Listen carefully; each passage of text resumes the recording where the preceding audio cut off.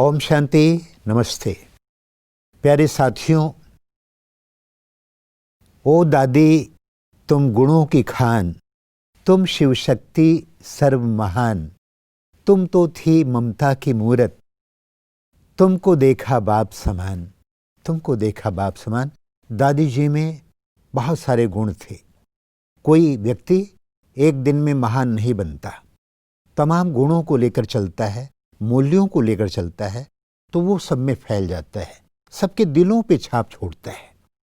दादी जी ऐसी ममता की मूरत थी, उनमें विशेषताओं की एक बहुत बड़ी खूबी भरी थी। आइए हम सुनते हैं। अभी तक आपने सुना कि किस तरह से सेवाओं का विस्तार हुआ, भवनों का विस्तार हुआ, लंदन से कहाँ कहाँ तक सेवाएं पहुँच गईं। अब हम हंसा बहन से सुनते हैं कि किस तरह से उन्होंने दादी जी में गुणों की खान देखी, कौन कौन से गुण उनके दिलो दिमाग पर छाए रहे, जो आज हमको आपसे मिलाएंगे। हंसा बहन जी, आपने तो दादी जी को जिया, दादी जी को देखा, दादी जी के साथ रही, कदम कदम पर दादी जी के साथ का अनुभव किया आपने, और वो तो सागर है, उसके गुणों का कहीं अंत नहीं है। लेकिन कुछ जो दादी को सबसे अलग करते हैं, ऐसे गुणों के बारे में हम आपसे कुछ पूछना चाहते हैं। आप कुछ बताइए। बाबा भवन को याद करते हैं तो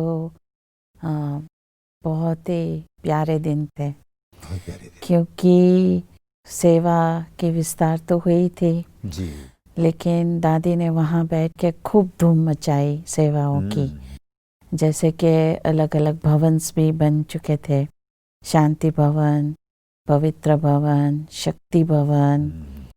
तो कैसे दादी थकती नहीं थी, और साथ साथ यहाँ अलग अलग भवनों में जाना, क्योंकि विदेशी बहनों का भवन भी था, तो अंग्रेज भाइयों का भी भवन था, तो और हिंदी की सेवा भी बहुत बढ़ गई थी। बहुत बड़ी।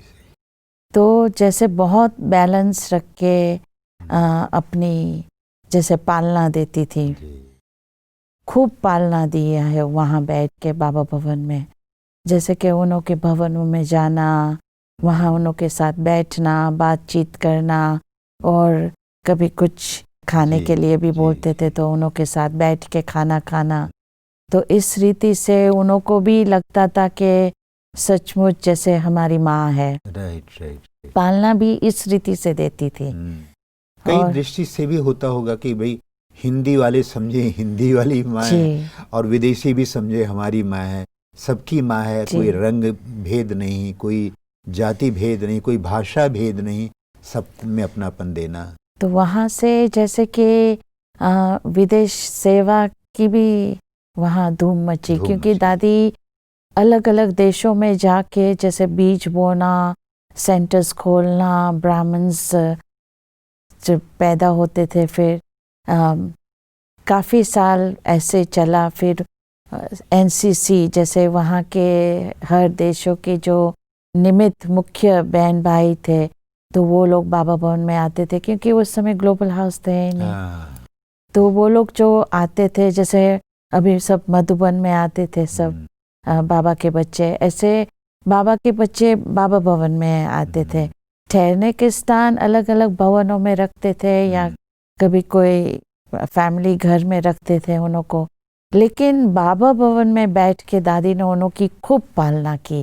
जो आज आप देखो जैसे कि 30-30, 40-40 साल से वो लोग चल रहे हैं। क्यों? क्योंकि वहाँ से फाउंडेशन दादी ने डलवाया था, उन्हों को बहुत मजबूत किया था, जो आज भी वो लोग चल रहे हैं। और सेंटर्स वहाँ मेन इंस्ट्रूमेंट बने हैं, जो NCCCC कहते हैं, कंट्री कोऑर्डिनेटर्स।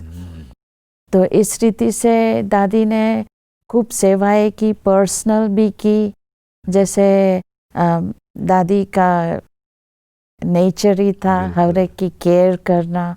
वो दादी एकदम जैसे कि हर एक की पर्सनल केयर किस रीति से करती थी कि वो पूछती थी, जब उसको पता चलता था कि कोई अभी इस देश से आ रहा है, तो खास पूछती थी। ऐसे नहीं कि कोई बड़ा व्यक्ति हो, कोई वरिष्ठ हो, उन्हों के लिए ही पूछना, लेकिन छोटे से छोटे के लिए भी जब उनको पता चलता था कि जैसे कोई आ रहे हैं तो पूछती थी कि उनको कौन लेने गया, इनको कौन छोड़ने जाएगा। तो इस रीति से बहुत जैसे हम उनको निश्चिंत करते थे कि दादी कर रहे हैं, लेकिन उनको जरूर जानना था कौन छोड़ने जाएगा, कौन लेने जाएगा। ऐसे तो नहीं था ऐसे ही ट्रेन में भेज देंगे, बसों में भेज देंगे। तो एकदम एक्स्ट्रा केयर दादी रखती थी। और फिर भोजन के लिए कुछ दिया उनको, कुछ ऐसे। तो इस रीति से जैसे माँ की पालना इन्हों की बहुत मिली, जो आज भी सब उनको बहुत याद कर रहे उस रीति से कि दादी ने हमको बहुत सिखाया भी।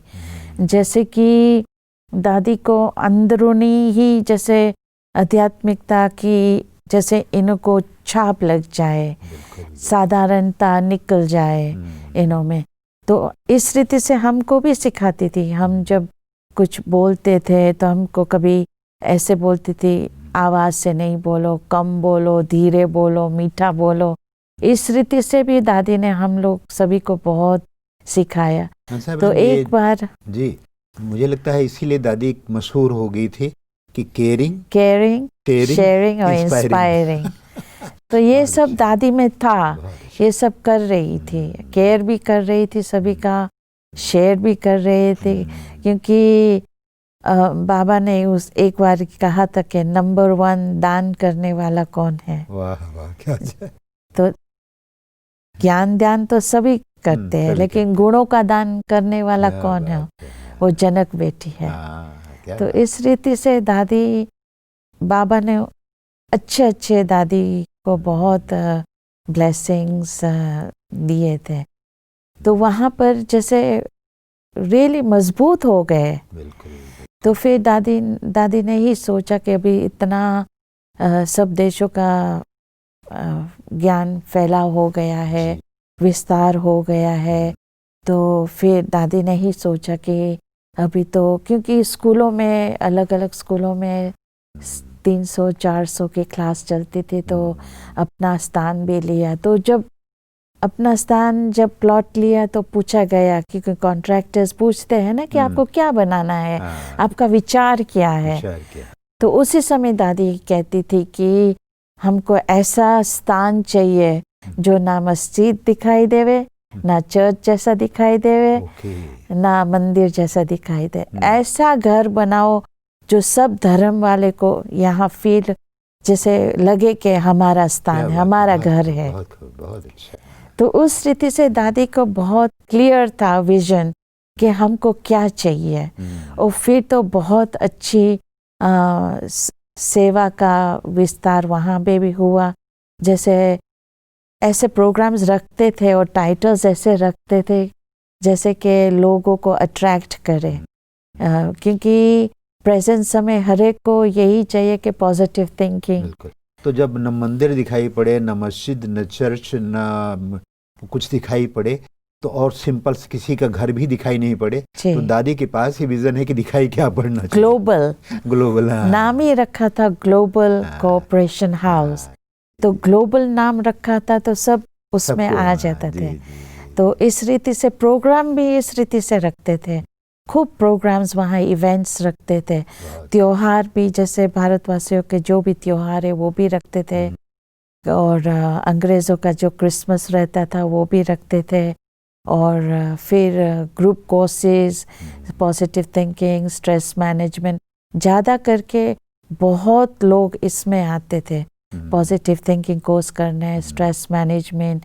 क्योंकि आज का संसार क्या है, सारा टेंशन, भय, फियर की बड़ी ज़रूरत है, स्ट्रेस मैनेजमेंट की बड़ी ज़रूरत है। सारा संसार जो है इस स्ट्रेस में है। तनाव तो सबसे बड़ा कारण है ही है, भारत में भी है, विदेशों में तो और भी ज़्यादा है। तो इस रीति से ये सब ग्रुप्स, बड़ा ग्रुप्स आते थे ये सुनने के लिए। और हमारे टीचर्स भी बहुत प्रोफेशनल हो गए थे बाय देन की। दादी ने जो चुना कि संबंधों की जो मधुरता है, रिलेशनशिप्स में जो स्वीटनेस होना चाहिए, विदेशों में तो ये होता ही नहीं है कि करीब से एक बहुत बड़ा एक जॉइंट फैमिली जैसे फीलिंग आए, माँ बाप की फीलिंग आए, सबके साथ में जो प्यार बढ़े, ये तो बहुत कम ही होता है। और दादी ने क्रिएट किया ये सब। जी जी। एक ग्लोबल हाउस में जैसे सभी को मिल के सेवा करने का काम, आत्मनिर्भर वहाँ पर काफी होना पड़ता है विदेश वहाँ में। सब कुछ अपने आप करना पड़ता था, लेकिन सब खुशी खुशी से करते थे। हाँ, ऐसे नहीं कि हमको ये सेवा क्यों दी गई, लेकिन हर एक अपनी एरियाज को अच्छी तरह संभालते थे। और जैसे मधुबन में हर एक डिपार्टमेंट है, ऐसे उस रीति से वहाँ भी सब डिपार्टमेंट, मुरली डिपार्टमेंट, साउंड रूम डिपार्टमेंट, इस रीति से अनेक एडमिनिस्ट्रेशन, अनेक डिपार्टमेंट।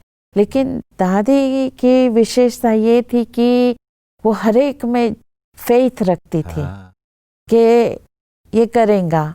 और थोड़ा दिल शिकस्त भी हो जाते थे तो कहते नहीं, आप कर सकते हैं।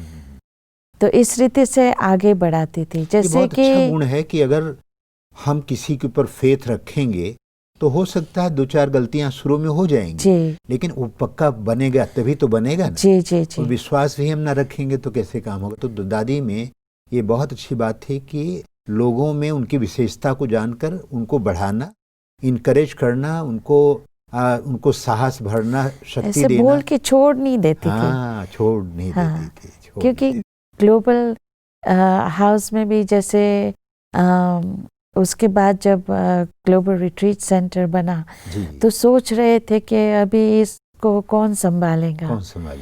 तो फिर एक बहन को मुकर्रर किया, तो उसको दादी ने एकदम जैसे कि आप कर सकती हो, आप में ये विशेषता है। क्योंकि सब कंट्रीज से सब लोग आना, ग्लोबल फैमिली हाउस जैसा था रिट्रीट सेंटर, रिट्रीट्स चलेंगी, सब प्रोग्राम्स चलेंगी, तो आप में ये कला है, आप कर सकती हो। तो इस रीति से ग्लोबल हाउस में भी दादी ने सबको उमंग, उत्साह दे के, सबके साथ मिल कर के किस रीति से करना है, कैसे करना है, बहुत दादी इंस्पायर भी करती थी। और फिर दादी बहुत ही इंडिपेंडेंट थी, बहुत।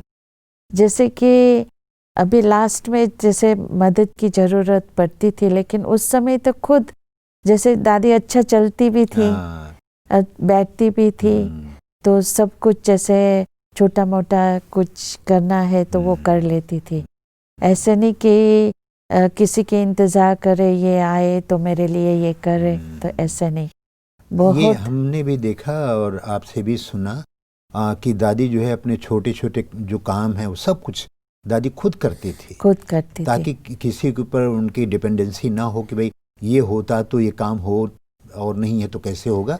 दादी को खुद करना है अपने और करके बताना है लोगों को, जैसे ट्रैवलिंग के लिए खुद अपनी पैकिंग करती थी, फिर हम आए तो फिर हमने वो उठा लिया, उससे किसी के ऊपर डिपेंडेंट नहीं रहती थी। इसलिए कहते हैं God helps those who helps himself.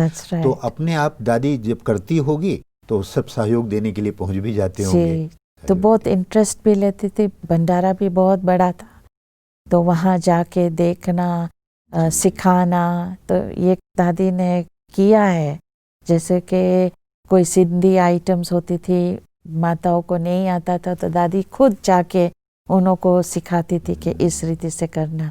और दादी फिर टेस्ट भी करती थी, अच्छा ये कम है, ये ज़्यादा है, तो इस रीति से बहुत कुछ सिखाया है माताओं को भी। हमने देखा जी कि आपके किचन के जो माताएं हैं, शशि बहन और मतलब ऐसे नाम किसका लूं, बहुत सारे लोग जब मधुबन में आते थे तो जलेबी बनाना और सब बनाना, पहले हम लोग उसमें लोटे में रख करके वो बनाया करते थे किचन में जलेबी, फिर कपड़े में करना शुरू किए, फिर पिचकारी टाइप का होता था उससे करते थे।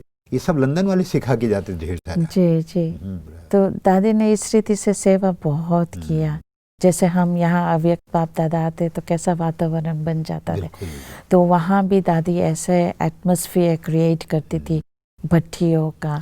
तो एक बार मेरे को याद है, क्योंकि दादी शुरू से जैसे ओम निवास के समय टेनिसन रोड में जब थी, मधुबन में या कोई सेंटर में रक्षाबंधन होता था तो वो लोग स्टेज पर आके जैसे हाथ में राखी पकड़ाते थे। तो ओम निवास के दिनों से ही दादी खुद बैठ के राखी बांधती राखी थी, बांधना। तिलक लगाती थी। क्या बात। वो आप समझ सकते हैं, इतना विस्तार हो गया, जैसे 1000 ऊपर हो गए। तो ग्लोबल हाउस में बैठ के जैसे बहुत अच्छा सा डेकोरेशंस करते थे, तो सबको, सारा ग्लोब को पता चल गया कि लंदन की राखियाँ बेस्ट राखी है। क्योंकि दादी एक तो पर्सनली बैठ के बांधती थी। आपको याद होगा कि अव्यक्त बाप दादा भी कभी कभी 3 बजे जाते हैं, सुबह 3 बजे, 4 बजे, 5 बजे। तो इस रीति से दादी भी सारी रात बैठ के राखी बांधती थी, थकती नहीं थी।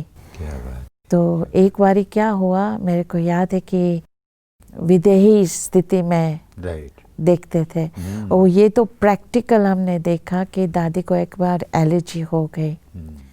तो एलर्जी ऐसी हो गई कि उसका मुंह सारा फूल गया था। अच्छा। जैसे हनुमान फेस बन गया था। लेकिन फिर भी हमने सब ने कहा कि दादी नहीं बैठो, सुदेश बहन है, जयंती बहन है, वो बैठ के बहनें वो कर सकती। जी, वो कर सकती है। लेकिन दादी ने बिल्कुल, देखो दे अभिमान की स्थिति देखना है तो उस समय देखना था। सचमुच दादी को कोई वो नहीं है कि मेरा चेहरा है, मैं सभा में बैठूंगी, क्या सोचेंगे। लोगों को फील होता था दादी के लिए कि दादी को क्या हो गया, लेकिन दादी ने बिल्कुल वो फीलिंग नहीं आने दी। दृष्टि देने के समय भी उनको एकदम उपराम लेके गए।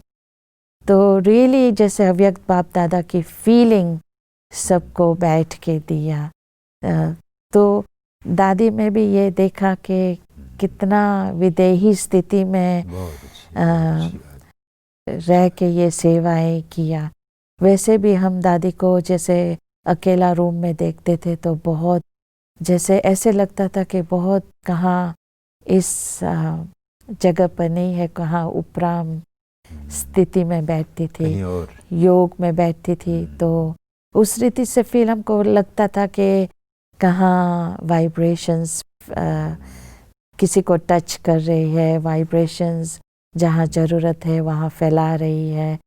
तो काफ़ी दादी का जो हाव भाव था, जो हम देखते थे, तो बहुत जैसे ऑर्डिनरी कोई व्यक्ति नहीं। जैसे हम लोग आते जाते बैठते उठते तो लगता है कि साधारणता हमारे में है। बिल्कुल। लेकिन दादी के चाल चलन में हमने साधारणता नहीं देखी। बाबा के साथ जैसे गॉड्स कंपेनियन कहते हैं ना, तो उस रीति से दादी का हमने देखा। हंसा बहन, बहुत अच्छी बात बताई आपने। तो एक साथ ही कई गुणों को दादी के प्रकट किए और बहुत अच्छा रहा। एक तो आपने बताया कि कैसे दादी अथक थी, ममता की मूरत थी, सहन शक्ति थी कि कुछ भी हो जाए लेकिन करना है, सबको प्यार देना है, एकता के सूत्र में भी बांधा, सबके गुणों को भी बढ़ाया, सब चीज़ बताया। इसके अलावा दादी में जैसे कि आपने कहा कि केयरिंग अच्छा नेचर था, शेयरिंग का भी अच्छा नेचर था, इंस्पायरिंग का भी बहुत अच्छा नेचर था कि सबको दादी से इंस्पिरेशन मिलता था कि दादी कितना, जब वो नहीं थकती है तो हमको भी थकना नहीं चाहिए। और इसके अलावा ढेर सारे गुण और भी दादी के हैं, जो वो भी बताएं। जैसे कि ओम निवास में माँ का एकदम फीलिंग देती थी, जो हम सोचते कि हम दौड़ के सेंटर पर जाए, हमको खींच होती थी जाने की, क्योंकि हमको बहुत कुछ उनसे सीखने को मिलता था। तो इस रीति से जैसे बाप का भी संबंध दादी से अनुभव किया, क्योंकि दादी वैसे भी जैसे मास्टर भी थी। जी माँ तो थी। हाँ, मास्टर और चाइल्ड का अनुभव, लेकिन मास्टर भी थी। तो किस रीति से जैसे चारों सब्जेक्ट में हमको एक्यूरेट रहना है। तो जैसे कि अमृत वेला, योग के समय, क्लास के समय, कोई भी इधर उधर मुरली के समय, तो दादी को अच्छा नहीं लगता था।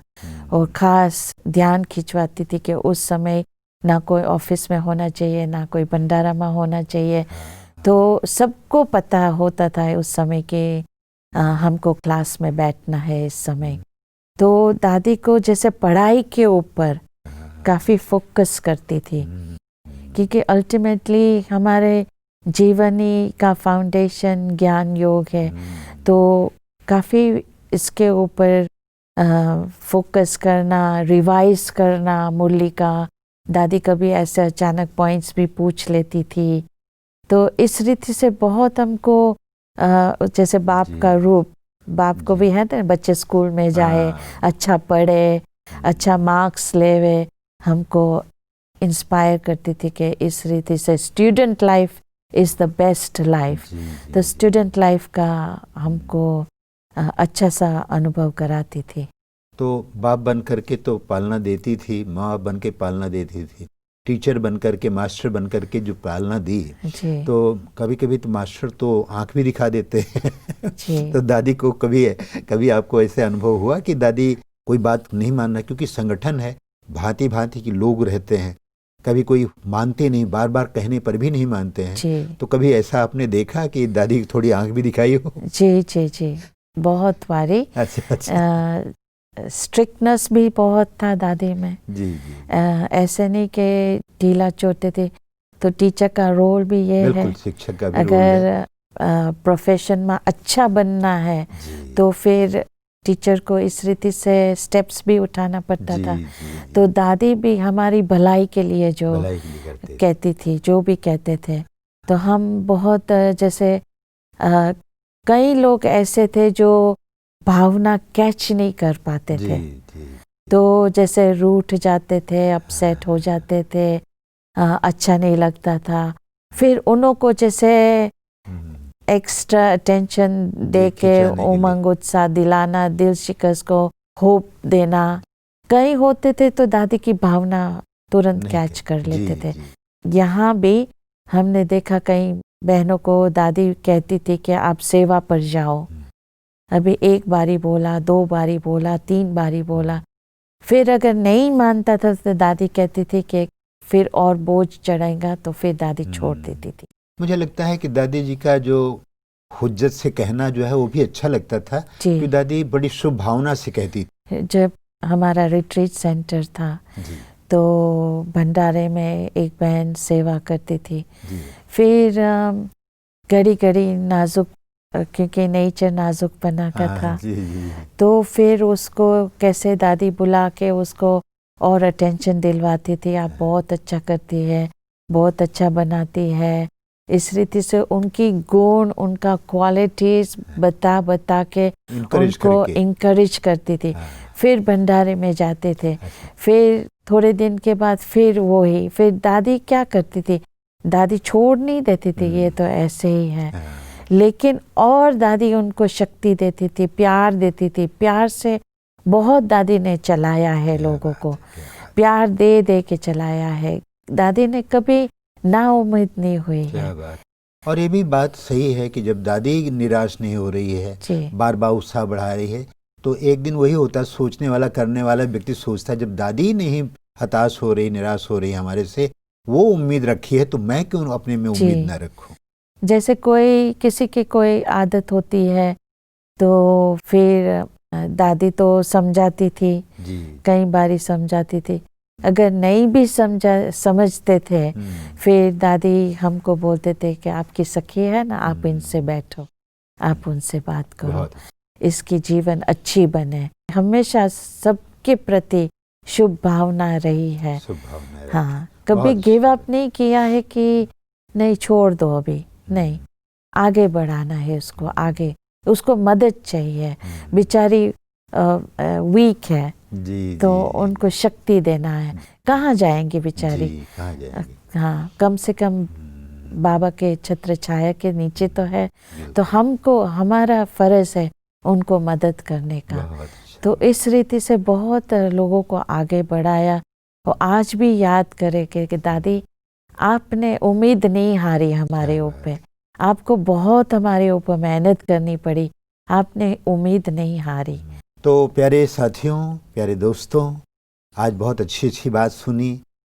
ओ दादी, अपनी खूबियों से हमें खूब याद आओगी, करेंगे बाबा को जब जब, तो तुम भी साथ आओगी, तुम भी याद आओगी।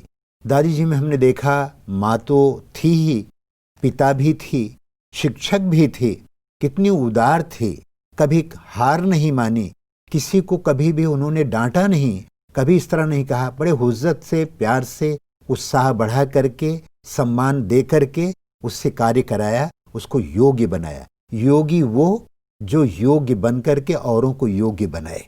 तो दादी जी में हम सब ने विशेषताएं देखी, बहुत ढेर सारी विशेषताएं हैं। दादी तो सागर है, उस सागर से हम रोज रोज मोती और छुगेंगे अगली कड़ी में। तब तक के लिए इजाजत दीजिए, नमस्कार।